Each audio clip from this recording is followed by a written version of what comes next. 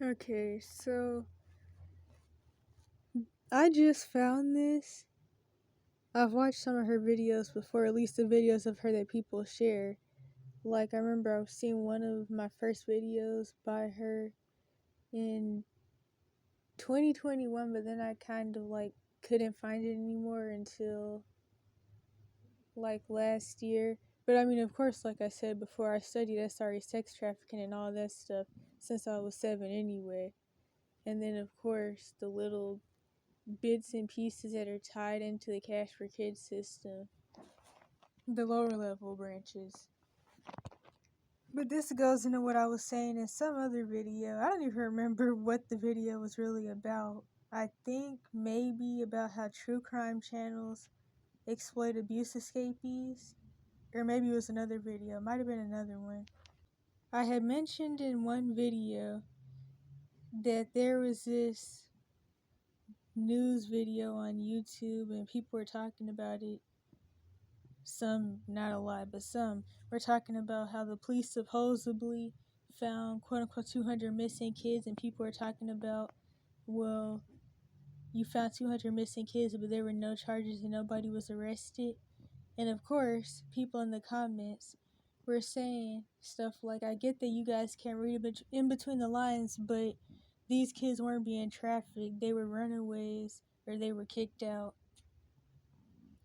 And the thing is, this video right here goes in what I was saying in the video where I was talking about this. When the police are quote unquote finding these quote unquote missing kids, they're actually being locked up and arrested and thrown in jail and charged. So they're being thrown into different branches of the Cash for Kids system where they're going to go through types of trafficking that people claim isn't trafficking. And they're going to be thrown back into abuse situations. Not to mention, a lot of these kids are probably running away from trafficking situations, which they're going to be thrown back in.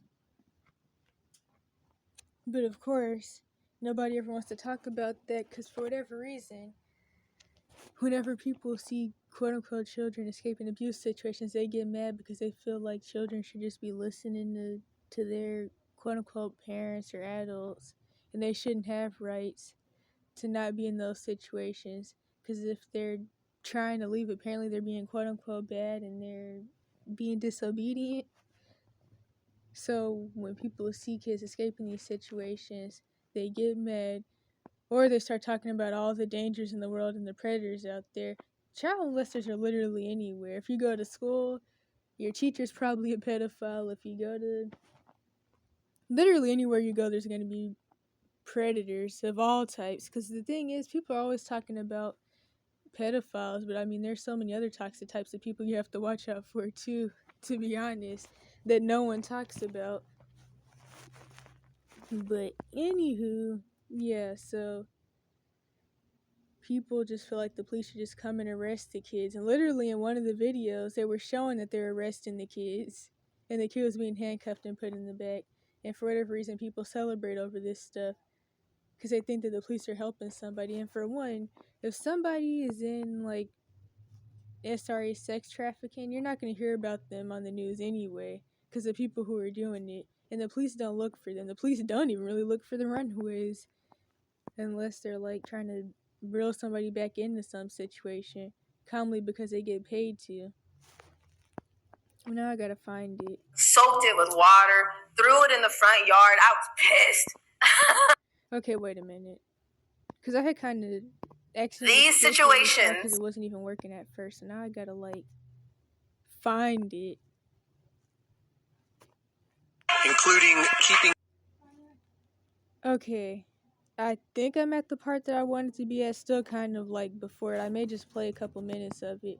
Hopefully I'm even allowed to do this, because like, I know that this website is mostly somewhat public, but I'm hoping that like I'm not putting anybody at risk by like recording this. But I hated me too.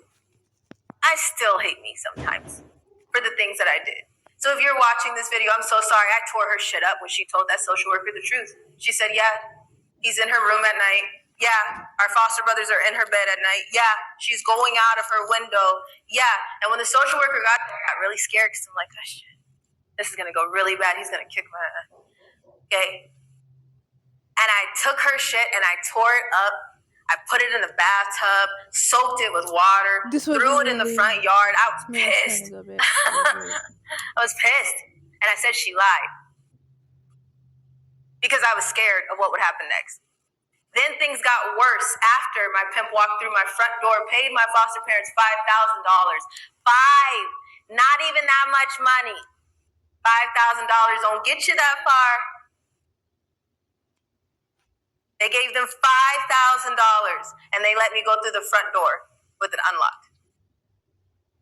My social worker knows it's in the documents. The supervisor knew of Riverside County Child Protective Services. It's in the documents.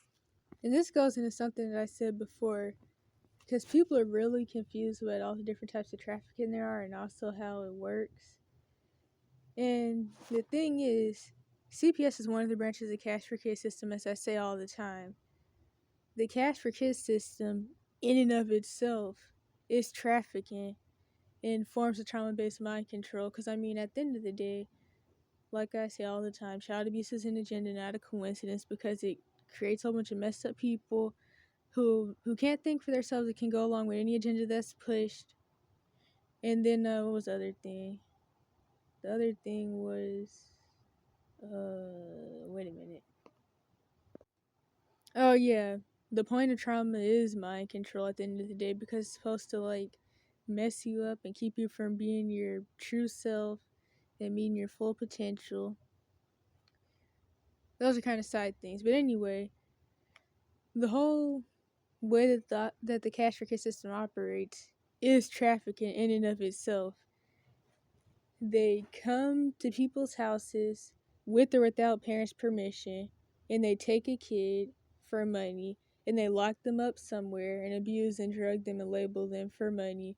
And then the kid can go from one facility to another facility and can even spend their whole life in the cash for kids system so they can sign themselves out at 18, unless they're put in like one that's more so like jail, which means that they could be locked up even past 18.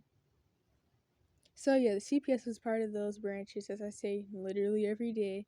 That in and of itself is trafficking.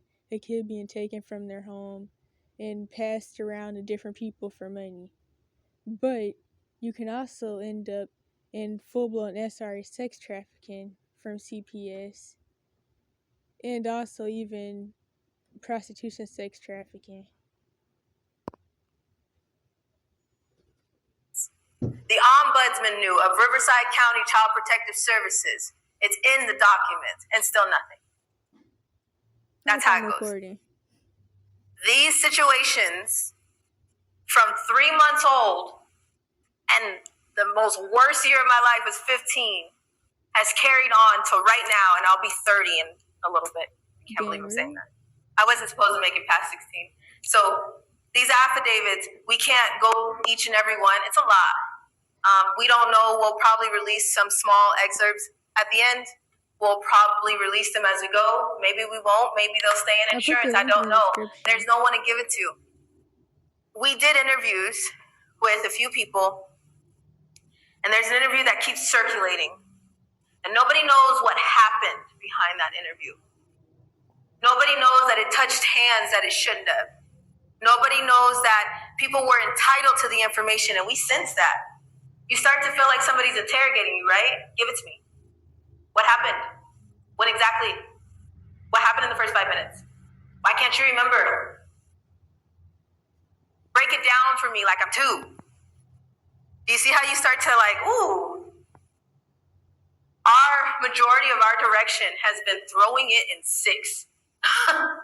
Because there's some organizations and some advocates we can see straight through by the way they come at us. No one ever mentioned our safety. Everybody was like, so how can I get... Exactly.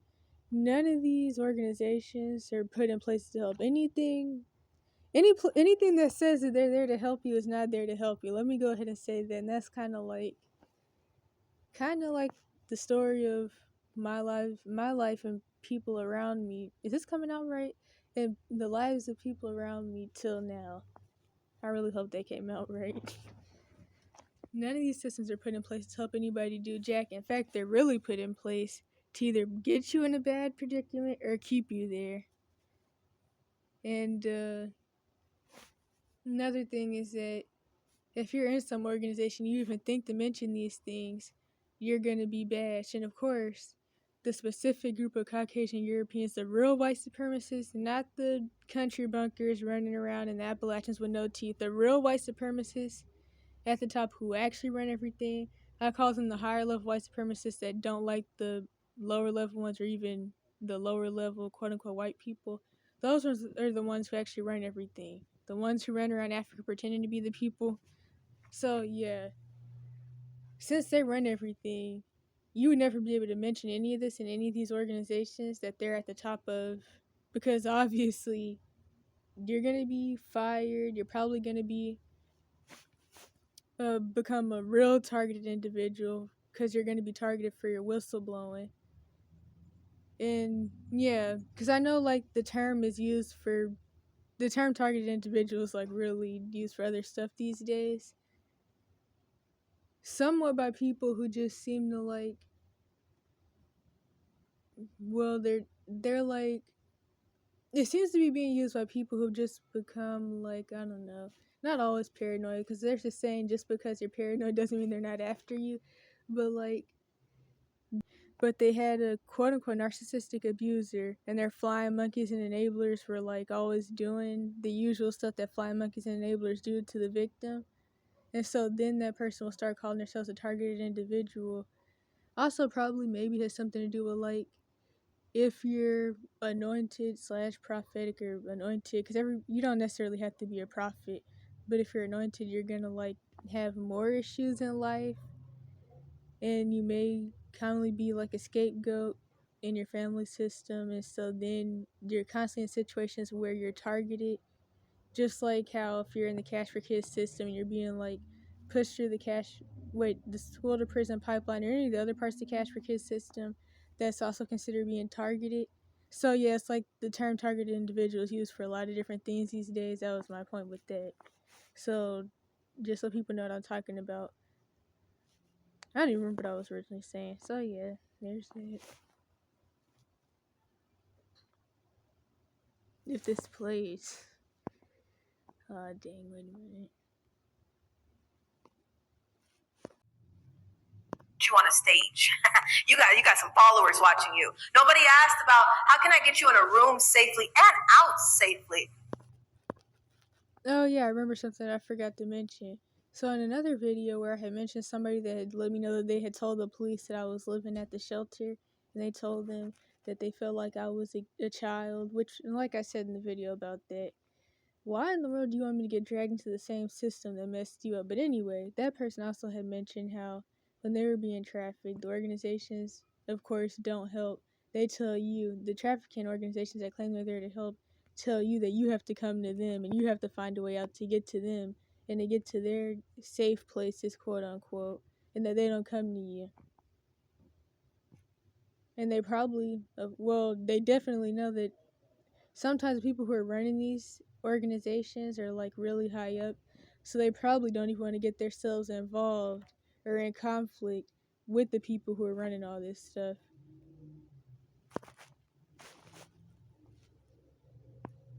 I would assume they're also owned by That was never a question. just like how the Center for National Missing and Exploited Children, they're ran by the trafficking families, which is also, and they're also ran by someone who either is related to or married to the person that makes the child, I'm just going to say the child SA robots or dolls, which they're also in or related to the people in the I don't even know if I can say that word, but you know, the family where like I'm just going to say Balenciaga. That's all I'm going to say, because I don't know how much I could say without this being like flagged. We're talking about trafficking. We're talking about some heavy things. First of all, are you okay? We need to do. I want to talk to the kids. Everybody talks about save the children. Nobody's ever talking about, let me talk to the children. There's nobody that's ever taken the time to, I know about the children. I save the children. Has anybody ever taken the time to sit down and talk to a child? I mean, meaningless conversations about boogers sometimes. But I'm also talking about those conversations where kids don't know how to talk to the adults because the adults are too busy talking at you.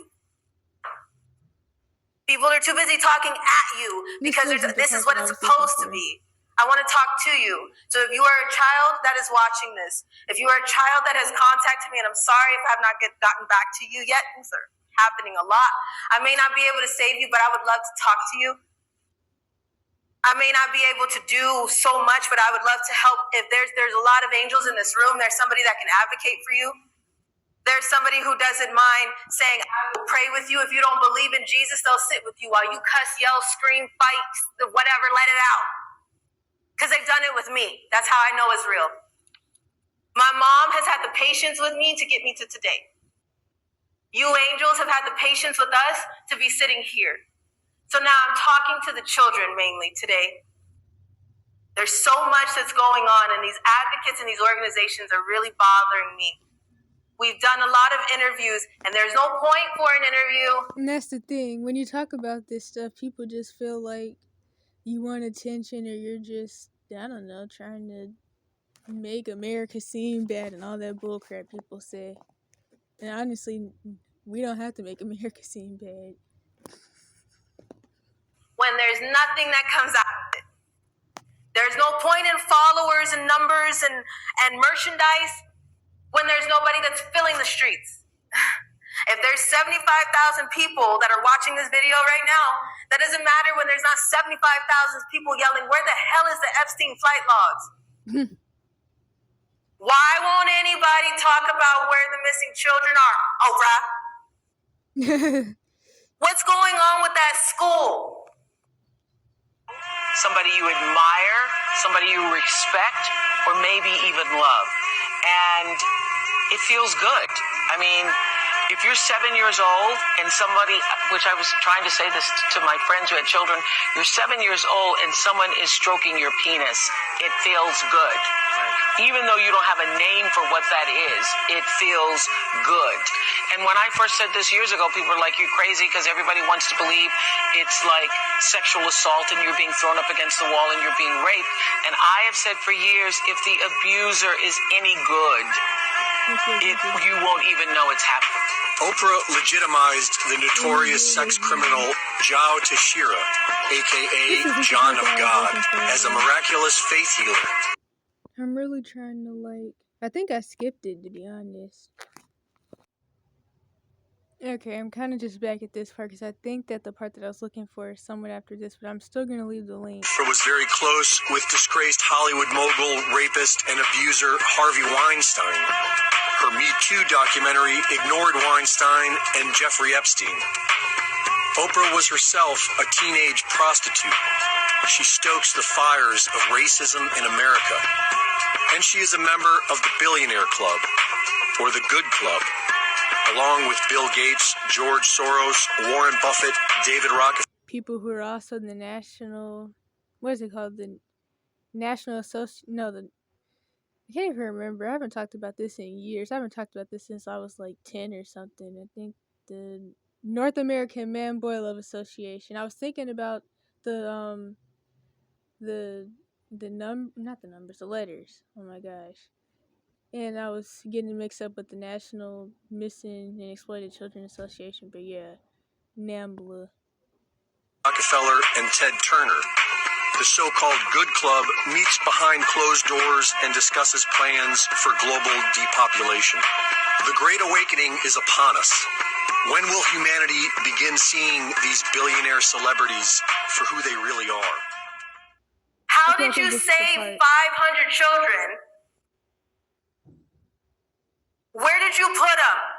Did you talk about the MK Ultra? Did you talk about the PTSD? Did you talk about the nightmares and the night terrors? Did you talk about the fact that there's some that will go straight back to their pimps and their handlers? Did you talk about that? Or are you just saying that you need a $50,000 fundraiser so you can extract some children? And take them where? because somebody already took them from their parents. And of course, people say when they see these So articles where are you taking them?